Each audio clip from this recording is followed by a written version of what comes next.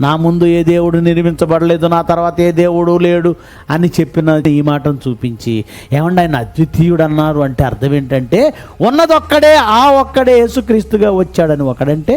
ఇప్పుడు కొత్త బోధ ఏంటంటే లేదు ఇద్దరు ఉన్నారంటే, కాకపోతే ఆయనే ఈయనే, వీళ్ళిద్దరి మధ్య బంధం లేదంటున్నారు. ప్రియులరా, బైబిల్ బాగా పరిశోధించాలి.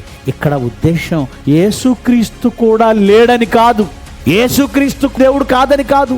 తండ్రి అయిన దేవుడిగా యెహోవా, కుమారుడైన దేవునిగా యేసుక్రీస్తు. ఆ యేసుక్రీస్తు యొక్క అద్వితీయత్వం అంటే ఆయనే ఈయన అని కాదండి అర్థం చేసుకోవలసింది. క్రీస్తులోని అద్వితీయత్వం లోకానికి అర్థం కాలేదు.